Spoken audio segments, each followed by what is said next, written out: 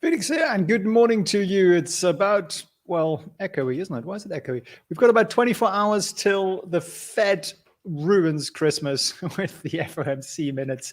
And until then, Fed presidents are talking and yappering absolutely everywhere. And we're going to talk about what they're saying, but we're also going to look at much more fundamental things here as usual. Let's jump straight into it. No, none of the following, of course, is financial advice. You know that by now. You know how great the disclaimers are here from the crazy man in the pink scarf. And before we get cracking, enter the raffle. We're giving away stuff. Amazing stuff like coaching with direct one-on-one access to me. Head over to goatacademy.org/BF, goatacademy.org/BF, and enter. It's free. Yeah. We're feeling kind, Winston and I, this Thanksgiving. What are you thankful for? The market crash? Actually, things not looking too nasty this morning here. Crikey, what's going on here? There we go. That's a little bit better, isn't it? Let's get ourselves going here. Okay, that's better. So yeah, we are up broadly this morning, about 30%, 0.5% or so in that space. VIX coming down a little bit. We'll talk about that in a second because volatility seems to be going to like zero. The dollar is down a little bit. Copper, coffee, lumber, silver, oil is up. What's really down? Gas prices and VIX and the dollar, which is generally quite good for markets. Any big data out today? Not really. And that's quite nice to see, actually. We've got, some Fed manufacturing data out and stuff. Not enormously important, I'd say. We do have Fed President Mester, George, and Bullard speaking there today. So that's not going to be good news because they don't normally say nice things. But really what we're all waiting for tomorrow, durable goods orders. Yep. New home sales tomorrow also. But then the biggie, FOMC minutes tomorrow, 2 p.m. Eastern time. Make sure you are glued to your screen. Make sure you're subscribed because we will be running through that in full, whatever detail. And then we go into holidays and it's a long weekend. The market gets to digest and chew on and debate and discuss the FOMC minutes to then hit us back again the following week, Monday. So really watch out for that one. Also think about it in terms of a de-risking opportunity. And at the moment, the market is expecting only a 0.5 percentage point interest rate hike. 71% of the market's now thinking that. But yesterday, it was 80% of the market who thought that. So we're shifting a little bit again towards getting more whoops. We're worried about the Fed doing a lot. And I think that's one thing to really, really keep in mind with everything that you're doing. So this is a brief summary from Bloomberg. What Daily came out yesterday, she's sort of the nice one, I feel. She's the one that we like. And she said we need to be mindful of the lags in the transmission, sounds like a car, doesn't it, of policy changes. Maybe she's a car collector or something. And it's true, of course, there are lags. And in the last press conference, they did acknowledge those lags. So are they going to acknowledge those in the minutes? If they do, that would be very good for us. So we're going to look for little clues like that in the minutes. Mester coming out saying she's open to slowing the tempo of rate hikes. Pretty good news, isn't it? Open to it. Open to a conversation on the subject, which you'd think they'd be open to anything, but the market obviously likes that. So where are we heading as the market? Well, this is a chart of where we are right now. We're right now in November, and every month this year, we've pretty much upped the terminal rate. So the rate that we will end up at the highest level for the Fed, it's been going up, except for June. Sort of June to August.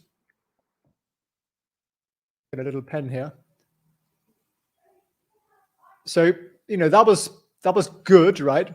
That was good for the market. And then everything since has been actually pretty bad. Flattening it off a little bit, but pretty bad. So while we are thinking in December, the white line here is December, we're going to get a little bit less. There is still a major gap of where we are going to end up, say, in the middle of next year. So we're still thinking we're going to go above 5% here. Now, what's the current rate? It's basically 4%. So there's still a percentage point to go. And to what extent that's priced in is one of the things we obviously want to talk about here. Good morning, everybody. Good morning, everybody. Fed minutes by Tesla, says Funky Mank. It's an interesting link. Why do you think that? Is that just two thoughts you had this morning? Why are the minutes important?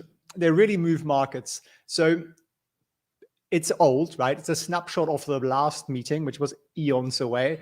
But because we're not in the meeting, there is then somebody sort of generates minutes which summarize what everybody thought. So it tells us, was there any discussion on a subject?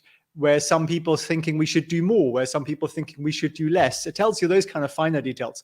It also gives you a pretty deep macro breakdown of where they see the economy at the time. So are they looking for specific points that would allow us to, you know, predict whether or not rates are going to higher or lower?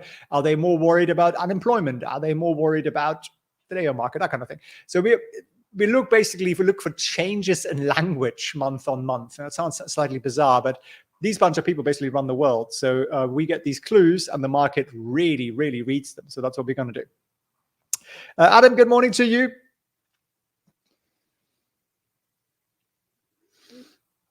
Howard, talking about NEO numbers. Yeah, they're decent, but are they what we were guided to? Right? That's kind of the real challenge there, isn't it? Major COVID outbreaks again in Beijing. So see what comes of that.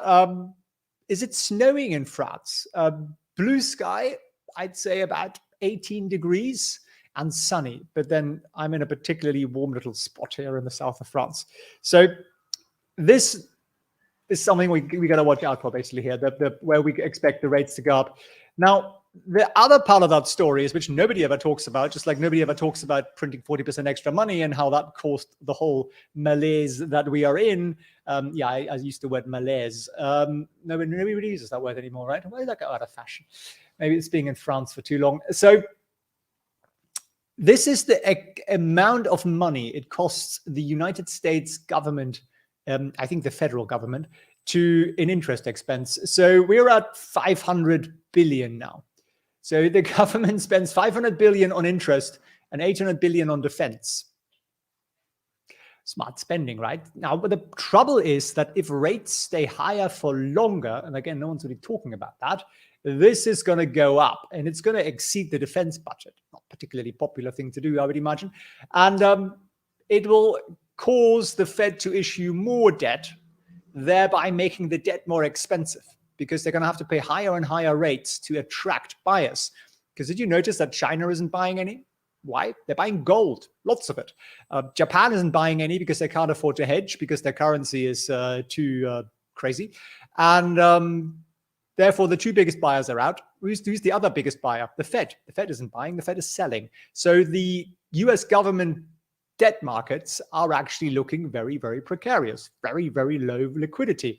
And if the government has to pay more and more debt, they have to issue more and more debt. And then to get people to buy that debt, they have to pay higher and higher interest, which means they have to issue more and more debt to pay for the debt. You get where I'm going with this? So that's why the Fed has to be aggressive now, because they can't afford to be aggressive for like 2 years. They can't. They'd pretty much bankrupt the country. And they know that. They're not going to talk about it, but they know it. So put all of that together and you come up with Goldman Sachs's fairly miserable forecast. Their forecast for 2023 is an S&P of 4,000 at the end of the year. Where are we right now? Let's have a look. SPX. We could look for a SC1. Is it? The keyboard isn't working anyway. Look at the SPX. So we're trading at about 3,950. So we go up 50%, $50 rather, 50 cents or 50 points rather over the next 12 months. Are you excited by that? Are you excited to go up 50 points over the next 12 months? I very much doubt it. So I very much hope that isn't true. If it is, well, in the long run, it'll be a marvelous opportunity to buy lots of great stocks at really, really low prices. But it would literally mean achieving nothing at all of next year, at least in your stock portfolio, which is why I do some trading. Why is that? Because forward earnings are coming down. So this red line here is earnings per share, EPS, but forward looking. And therefore, it's kind of what we expect to happen, right? So at the moment, it's coming down. And that's not usually a good thing. When it comes down, usually the market goes down with it. And that's exactly what's happening here. So the question is how quickly it'll come down. At the moment, it's coming down very gradually, but I still think it's probably a little bit overstated here. And then I actually put this chart in here as a joke. I thought record orange juice imports is not something to laugh about, because we always, if you don't tune in that often, we always laugh about orange juice futures being very, very important next to crude oil and gas. And orange juice is up, and it's very, very much up. Why? Imports are up because the US cold stored inventory of orange juice is at the lowest level since 1977. I call for government intervention. Clearly, this is something that Congress needs to address. Don't you think? Okay, yeah, a bit of a side story. What is also up very nicely? Our options portfolio. We're up. We made 54% returns this month. Didn't do a lot. We didn't do very many trades at all. I'll show them to you in a sec. We're up 131% on the year, which is not too shabby given that we are in November. So we are averaging nicely above 10% a month. And you can learn exactly how we do that. You can learn exactly my thinking, my process, my protocol, and all of it with access to me and our amazing coaching team. All you need for that is what? You need the 5-figure portfolio. And that will then lead you to a page called felixfriends.org/coaching. Go to that, watch it, read it, book a call with us. We walk you through it, how we can help you, if we can help you, to get to these, to get to understand exactly what we do and how we do it, and how you may also make significant returns. I can't promise you specific numbers. It would not be ethical. It would not be legal. I'm also not your mind, but I can teach you absolutely everything that I know. If you're just starting out, also marvelous. We have a course for that. It's got 100 lectures plus. You get to watch me trade live every single week. I was going to do one today, but I think, see how the market turns out today with FOMC tomorrow. I might do it after the FOMC. And for that, make sure you write down the coupon code GUARANTEE, which gives you a 41% juicy Black Friday offer. So check that out. felixfriends.org/options or felixfriends.org/coaching for those of you guys who are a bit more ambitious. Now, Morgan Stanley, I copied this here. They said, look, the problem is we are basically banking on technicals. Fundamentals are not really telling us anything, which basically means we're looking at charts, we're looking at support, we're looking at resistance, the sort of thing that we've been doing here the last few weeks. There is some systematic demand. That's the CTA demand we've been talking about, and we'll look at the numbers of that in a second. And that can be significant, they're saying, but it only increases as the market moves higher. So it's only these kind of algo technical funds that buy when things go up. Otherwise, they don't do very much. They're saying that's offset by the supply from the long-short community who are unloading across tech and discretionary. So tech and discretionary stocks still being unloaded by long-short funds. So the more kind of vanilla sort of type, simple funds. So that's something to bear in mind. So if you're heavily into tech and discretionary, you might still have a little bit more pain ahead of you. Value stocks, there's an S&P value index, and this is the outperformance versus the S&P, and it's been pretty glorious the last 12 months. In fact, it's been so glorious, it might remind you of the dot-com bubble, because everybody fled from the dot-com stocks into value, and that's exactly what we're seeing here. So what could that mean? Well, it actually means people are de-risking. So people are moving away from things that they think have a higher perceived risk, which is unprofitable tech and that kind of thing, except for last week. We had a little bit of a rally there, 16% up, but there is still this trend of people moving into value. So that's definitely one to watch. Now, volatility. Why does volatility matter? Well, if you're an options trader, it matters because it, to some extent, determines how much money you make. We've done quite nicely this month with very low volatility. And it's coming down a great deal. The volatility of volatility, which sounds bizarre, I know, but it's come down really a lot. Like, look at these levels where we are here, right? Super, super low, the orange line. So is volatility, VIX going to come down some more? It's possible. It's possible it's going to really, really, really go back to kind of like normal low levels. But I still think there is a fairly good chance that tomorrow it's going to give us a significant volatility bounce. What does volatility look like? Well, normally the VIX goes up when the stocks go down. That's usually the way it's correlated. So, you know what I'm saying about tomorrow, right? If they're reminding us that they are going to keep raising rates, come what may, then that's definitely the story. And also, why is it so low? Because no one's hedging. Everyone's thinking, well, everything is so cheap, we don't need to hedge. And then when the market starts tanking again, everybody starts hedging. Do it the other way around, guys. Start hedging when the market goes up, not the other way around. When you're really, really like having a rally, that's when you want to hedge, not the other way around. And there is a little bit more doom and gloom here from me this morning, and that is hedge funds are their net exposure. What does that mean, net exposure? It means they're about 68% in the market, essentially, right?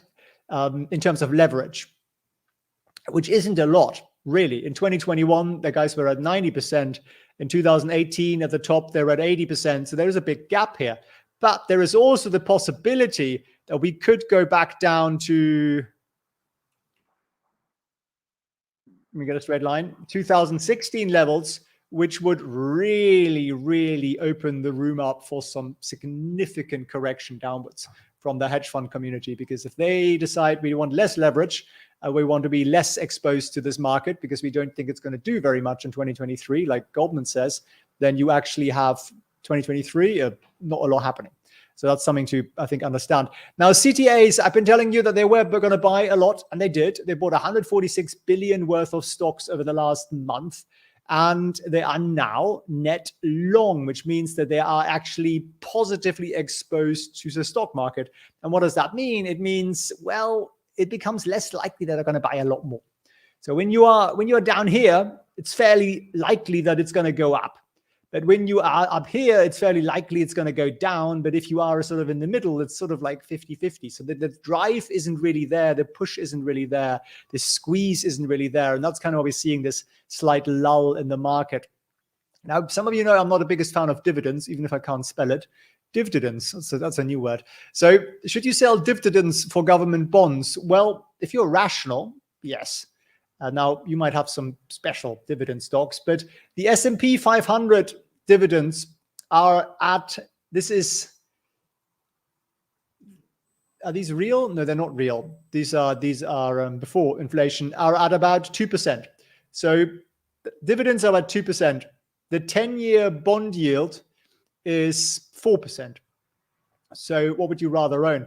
Now, the real 10-year bond yield is, after inflation is actually beating the, or basically in line with dividends. So you can see, again, why these kind of dividend stocks are becoming less appealing, because you can buy government debt and you've got basically zero risk unless you think the US government is going to go bankrupt, which is fairly unlikely. If that happens, quite frankly, nothing else really matters anyway. So it's definitely the safer trade. So that's definitely something to bear in mind if you're loading up on dividends. I'm never a fan of the dividends. The whole structure of it just doesn't work. I don't really get it.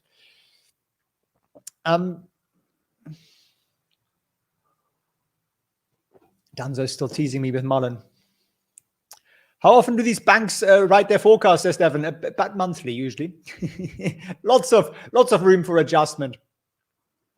Now, this is an indicator basically showing you credit card delinquencies. It's a nice word, isn't it? Delinquencies. And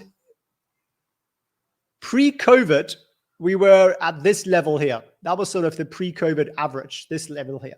This was basically normal level of delinquencies. Well, if that's ever normal, we're basically back at that. So what does that mean? It means that at least those with lower incomes have spent their government handouts and are back to the same miserable position they were in before. And it gives you an indication of consumption declining, of people being in economic distress, and possibly also some labor market issues there. So it's kind of a bit of an early warning indicator, or you might just think people have learned nothing and are shopping at Macy's, but Macy's numbers don't seem to indicate that. Maybe they're shopping at Target or something. So yeah, but that's definitely something. Oh, here it is again. We're making really nice returns. You can learn that if you joined us at the beginning of the year, you could have seen every single trade I've made all year long. That has made me 131% return on my options portfolio. Literally, I do all of them either live or I ping you live. We have a Discord channel where we put that out. I'll show it to you, so you get to see exactly when I do every trade and so on. So where is it? It's on here somewhere. Felix Trades chat. No, is it that? I think it might be Felix Trades announcements. Here we go. So you see, I ping you guys when we do trades. I ping you when I screw up. I like Homer Simpson, yes. So you get to see basically, when I'm closing, what I'm opening, announcements to the live streams and so on. And you can join us, obviously, in that community.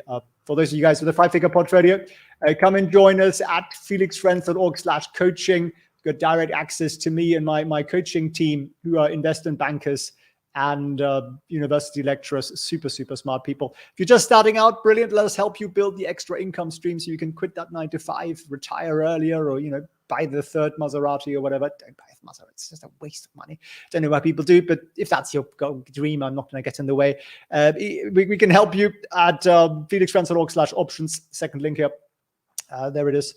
And write down that coupon code guarantee. That's also our Black Friday coupon code. That is 41% off until the weekend. So check it out. And if you haven't already, right at the very beginning, I put this out. Enter the raffle. It's free.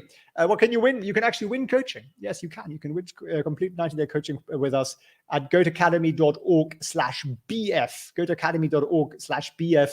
BF either stands for Black Friday or a best friend, boyfriend. What else could BF stand for? All sorts of offensive things, I imagine. Goatacademy.org/BF. Click on it in the description down below and enter. It's completely free. And now, speaking of which, let's have a look at the market. Let's have a look at the pre-market here. Pre-market, what's up? So risky tech like Coinbase and so on is up, which is kind of slightly baffling because look at the Bloomberg headline. Where did they find that picture of this guy? Almeida's former co-CEO used poker strategies in crypto trading. Well, he didn't use it for teeth cleaning, did he? FTX latest filing shows they have 1.2 billion in cash, which is not really a lot, is it? I think they missed 8 billion or something like that. So, yeah, definitely crypto an issue, but also not that big an issue because it isn't that much money yet, thankfully. GameStop up, Rivian up, Upstart up, Hood up. So the rubbish is floated to the top today, I'd say. There is some better stocks out there that are up. Tesla is up, Mastercard's up, Polestar is up, all about 1.5%. Etsy, Square, and so on as well. So it's looking actually pretty chirpy this morning. People have forgotten about risk and are just thinking about Turkey. I do feel sorry for the turkeys, but then I guess that's just my issue. One got pardoned, I saw. Where did that come from? Why pardon one turkey when you eat millions? I don't really. Maybe it's just, I guess, symbolic. Alibaba is down. Chinese equity suffering a little bit. Mullen at 23 cents. Zoom 7% down. What happened to Zoom? Going off screen. Does it say why? Oh, here we go. The earnings. Fiscal quarter earnings declined year over year, and the company said it expects lower revenue in 2023 than previously anticipated. Ouch. For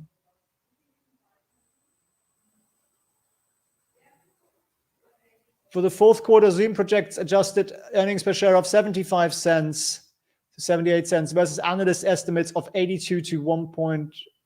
Okay, so they're 82 cents. So yeah, that's fairly significant, isn't it? 7 cents short. It's almost like 8-9% short of expectations. Our customers are increasingly looking to Zoom to help them enable flexible work environments. Proactively addressing these needs will the Zoom expanding platform continues to be a focus. I use Zoom every day with my coaching students, but I think it's a pretty horrific piece of software. Anybody like it? Can we do a roundup, Charlie? Absolutely. We'll do that in a sec. Jerome, good morning to you. What were you doing? You were lounging in the sunshine, very, very busy, playing with your dog on something. He looks like a serial killer. Yeah, I think that's probably why they picked this poor chap's picture. I don't really know who he is. I guess he's Alameda's former co-CEO. But yeah, they didn't really find a good picture there. He just looked like he's been working in a basement for too long, writing crypto stuff, right? So, but where are we this morning? Let's have a look at the QQQ here on a minute chart. And it's a bit of a flat chart, isn't it? So where are we? What's going on here? What's going on down here? Okay. So we're 0.4% up pre-market. My chart isn't showing that again, isn't it? Some issues here with TradingView lately. Some sort of issue. Or are we on the? Oh no, we're on the wrong one. I think that's probably it. I think it's my setting. I shouldn't complain about TradingView. It's a good website, completely free. All we need now is a lot of queues.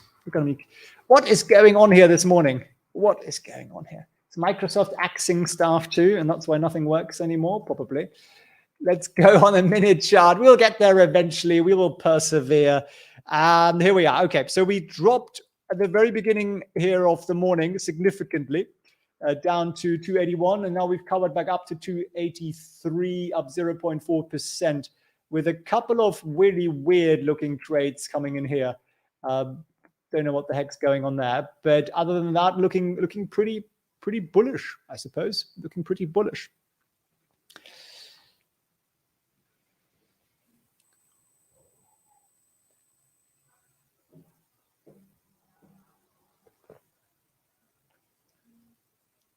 But I think Fiverr is going to grow. Are they making money at Fiverr? I use Upwork quite a lot, but they're not making any money. And they're not outsourcing their staff. They've got an office full of people. How does that make any sense? Does Fiverr have a headquarters staffed with thousands of people? It's so bizarre. Can you go over who's speaking again today? Absolutely. We'll do that as well in a second, guys. If I missed any of your questions, let me know. Are Saudis beaten Argentina in their first World Cup game earlier? And thank you very much for the football update. I very much appreciate that. So quick roundup. Markets are looking green just about. I mean, I don't think it's like a strong one. I think it's kind of low volume. It's a little bit just feeling a little optimistic this morning. The dollar is down a little bit.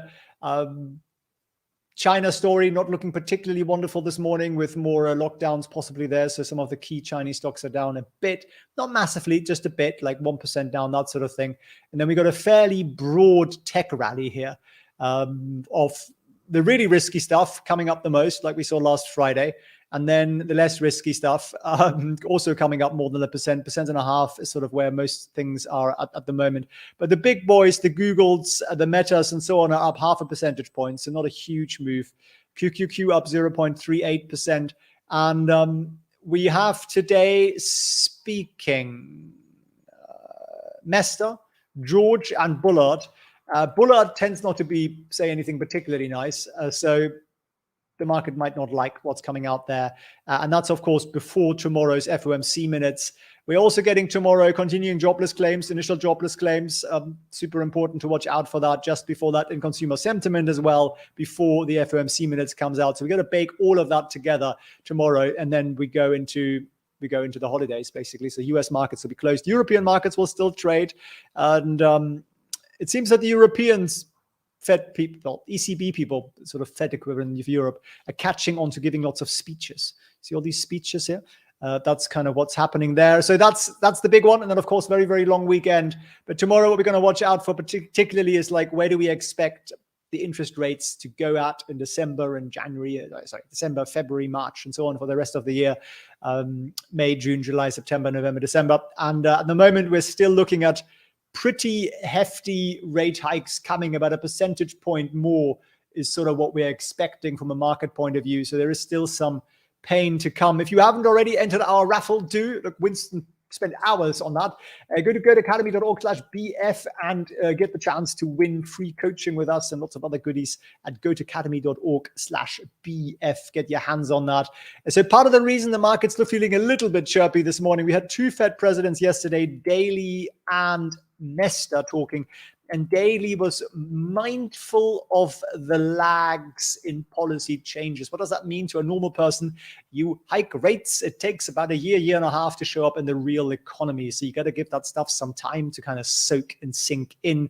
And Mester also saying that she is open to slowing the tempo of rate hikes. So still hikes, but maybe smaller hikes. And of course, the market likes that.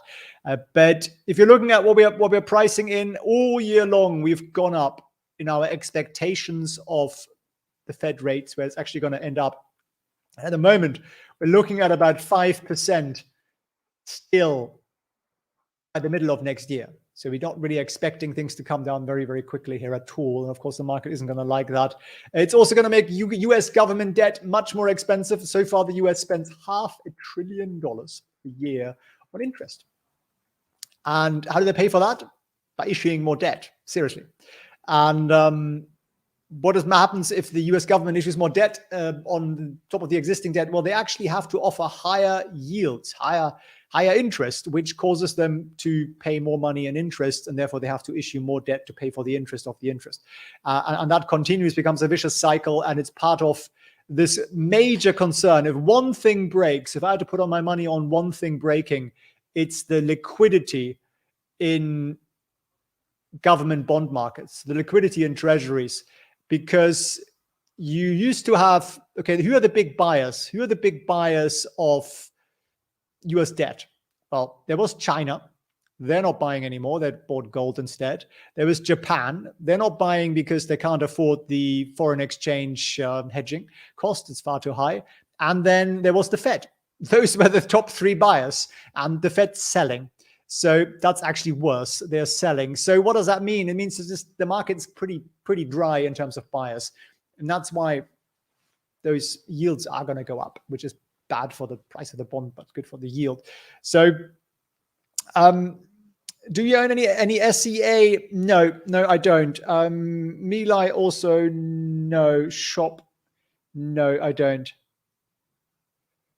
High growth, it is. Also somewhat high risk, I would say.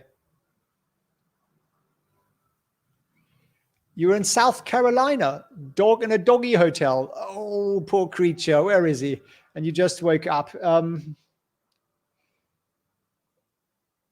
Right. Goldman's giving us a pretty gloomy outlook for next year, basically saying nothing's going to happen. You go to sleep, wake up in a year's time, and we still be at 4,000 for the S&P. Is that true or not? Well, it'll depend largely on forecasts and earnings per share numbers. And what we're seeing here is that they're slowly, gradually coming down. They probably need to come down a bit more. Usually earnings come down quite a bit more. I think they're still fairly optimistic on the earnings front here. Orange juice, we can skip through that. We're making lots of money, which is always lovely. If you joined me at the very beginning of this year, you would have seen me make about 350 trades or so this year, and ending up with 131% up. So I wouldn't encourage you to copy trade me at all. I think it's an incredibly risky thing to do. Don't know whether I lose my marbles tomorrow, do you? I mean, I'm already here with a pink scarf, so it's not far to go, right, to really losing my marbles. So therefore, I would learn and understand the strategy and the trading protocol and the rules that I have, and you can do that. I teach it to you. Go to felixfriends.org/coaching. For those of you who have a 5-figure or more portfolio, 6, 7, 8, 9, we also accept. And if you're not quite there yet with that portfolio size, then go to felixfriends.org/options, which is our pre-recorded course. It's about 100 lectures pre-recorded. I wanted the blue pen. I got a green one. Thank you, Microsoft. And what else do you get within that? Well, you get to see me trade live every week. Seriously. So I trade live every week. I was going to do it today. I haven't decided yet, to be honest with you, because, well, Fed minutes tomorrow. So it might be more prudent to do it after the Fed minutes. But I'm going to do it this week. And in the meantime, of course, I ping you when I do trades in the community. So do check that out. Morgan Stanley adding more to the holiday spirit, essentially saying, yeah, there is demand to buy stocks, but only from CTAs. CTAs are funds that trade on technical analysis, and they only buy when things go up. If things don't go up, they don't really buy. And secondly, whatever they buy is being sold to them by funds who are selling tech and discretionary consumer stocks.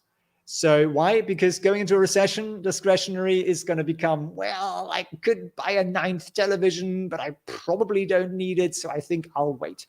That's a discretionary stock, right? Stuff you don't have to buy, stuff you can live without, at least for a while. Value stocks, on the other hand, are outperforming everything. Well, almost everything. Energy is an exception to that rule, but certainly outperforming the S&P.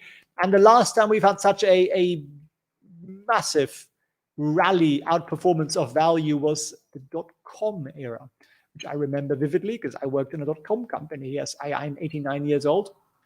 It's all the skin cream that makes me look younger. And yeah, I literally remember the lights getting turned off. Like we had a meeting and the CEO had just been to the VC, venture capitalist, and they basically said, no more money. And we were like, what do you mean no more money?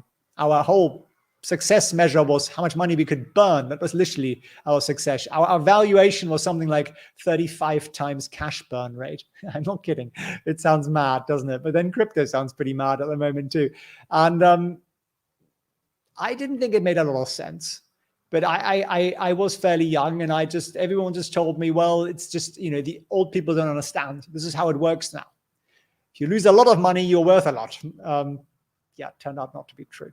So volatility is coming down quite nicely, potentially a lot more because nobody is hedging, which means no one's worried. And that's something quite nice to see. Like the put walls are still there at 3,600 on the S&P. It's just they're not moving. No one's doing anything.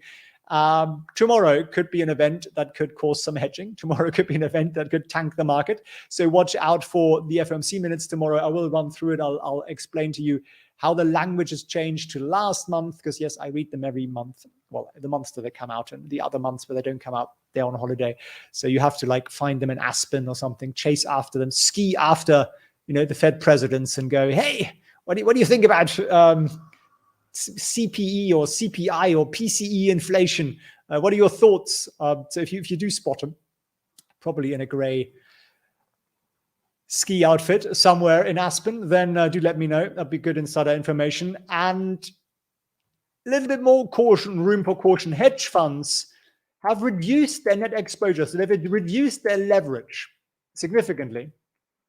But it could go down to 2016 levels. And that would be, well, at 68%, that would be 50%. So that's another 18 points to go, which could be significant. Again, that would not help put the market up at all. Now, the CTAs that we've been talking about for the last couple of weeks did buy, as promised. Though, of course, I don't know these things for sure. I just read between the tea leaves. And they bought 146 billion worth of equities in the last month. But now they've got long exposure. And now the market isn't really moving up that much. So what are they going to do? Well, if the market doesn't really move up that much, CTAs don't do anything. If the market moves down, CTAs start selling. If the market moves up again, CTAs start buying. So in themselves, they're not really giving us the catalyst. We need some sort of squeeze. We need some sort of impetus from the Fed. And at the moment, we're not really seeing that. So that's one thing. Dividend yields are now on par with the real yield from the US 10-year. So if you want no risk and the same returns, you can basically sell your dividends and buy the 10-year bonds, which again puts pressure on equities, right? Because why wouldn't you do that? Now, the consumer is spending money again on credit cards. Delinquencies are going up. They're not just spending, they're spending a lot and they can't pay for it. So that's kind of, again, an early indicator. Yep, the recession is definitely on its way. Not in our portfolio, thankfully. We're up 131%. We made a 54% return so far this month on a really, really tiny amount of trades because it's not an ideal trading environment this month. Very low IV, so we do less. But you can make a lot of money with a lot less. You just have to pick better. Sometimes, a lot of the time, doing less is better. So check it out, felixfriends.org/coaching, if you have an interest in learning my trading protocol, exactly how it's done, access to me directly, and so on. So that's kind of as a summary here. Markets this morning, let's have a look at what the QQQ is trading here live. 30% up. It's not really like enough of an indicator to really tell us very much. It's just sort of feeling cautiously optimistic. What worries me slightly is the stuff that's up the most is the rubbish. The coin actually isn't rubbish, but at the moment it's just pegged together with all the really risky stuff. But Hillian and BNGO and eHang and Ride and Hood and GameStop. I mean, I wouldn't put $1 into these stocks. But there's also better tech that's up. Roblox, Polestar, Etsy, Macy's, not exactly a tech company, but you know what I mean. Tesla up 0.7%. What about the big boys? Netflix up 0.5 point, Google up 0.5%, Adobe up 0.5 percentage point, Nvidia up 0.38, Microsoft up 0.24. So it's a cautious morning rally, but the only thing suffering a couple of Chinese stocks, but again fairly moderate on just a little bit more COVID over there. 2 FOMC people will speak today, says Warren. Yep, you're quite right on that. Actually, 3 will speak today. Mester, George, and Bullard will speak today. So you got 3 earfuls of we will, defeat inflation, that sort of thing, which isn't usually what we want.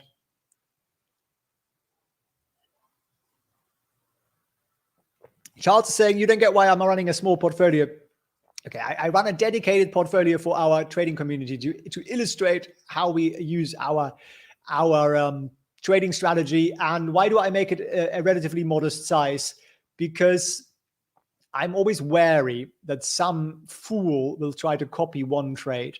So if I make the trade $10,000, some fool with $10,000 will copy that trade. And I tell you not to do it. We have disclaimers, and I tell you why it's stupid to do it. Use a paper trading account. But I just want to be cautious and responsible. I think we have a bit of a responsibility here to like not lead people down a garden path. And that's why we do it. And I basically want to also show you that with a modest amount of money, you can make a very, very nice return, right? So we've used $14,000 cash on average this year. We've made $19,000 profit on top. So can you do it 10 times bigger? Yeah. Can you do it 100 times bigger? Yes. So there's no real cap to it. It's an illustration of real trades that I do for the sake of getting people to learn. But yeah, thanks for the question, Charles. Hello, darling Winston, says Margaret. That's very kind of you. Good day to you both. I appreciate the kind comments. Harsha, no, we took off the access to the trading from the Patreon in this summer. So no, you don't. For the same reasons that I just illustrated, I don't want people who don't know what the heck they're doing to look at our trades and copy trade. This is not a copy trading community. This is not a stock tip community. If you want that, there are plenty of places to go, and you're very likely to lose money because you don't know what the heck you're doing. So my intention here has always been to teach you what I do and how I do it and how it functions, and help you understand it, help you learn and practice it in a safe environment, rather than going, put a trade up on this, because it's just silly. And the trouble with that is also that you're not going to do it as a percentage of your portfolio in the right amounts. You're not going to do every trade because you're not going to watch me all the time and stuff. So it's a fool's errand, I'd say. Like, I think hopefully we learned that, a lot of people from the last 2 years or so, that, just running after whatever is popular isn't really the right thing to do. Charles, I use only this strategy. No, so I don't do anything different. I do run some some trades that have slightly higher risk, but that's baked into these numbers for the coaching community because they are a little bit more advanced. So we can look at that. And you can do certain trades. I mean, you can do trades with unlimited risk if you are fully understanding of what it is and you have proper risk management in place. But if you don't, you really shouldn't. So it's best to start kind of safe. But no, this number here includes all of that. So check it out. And I think 20K is not too bad. Well, it's not about the nominal number, right? It's about how much you gained. You had 14K, you added 19 on top. It's kind of like, okay, that's not too bad. Now, you could have done it at 148,000 and you could have put 194,000 on top. Absolutely too. Wouldn't have made any difference to the trade strategy here. So it's not about the size. It's more about the illustration. And as I said, I've done every single one of these trades either live or I pinged you guys, and we have great long lists of these. There are about 350 trades or something like that in total, and we document every single one of them, so you have access to that. And exactly, the point is it's also consistency, and we do lose money occasionally. Of course, we lose 2 out of 8 trades. We would expect that. September, I lost money, and that was largely my foolishness. I got a little bit too emboldened by my success streak, and yeah, again, I made videos on that. I shared it with you, like what the errors were and what we can learn from that. The most important thing is that when we make mistakes, that we learn from it, and every trader makes mistakes.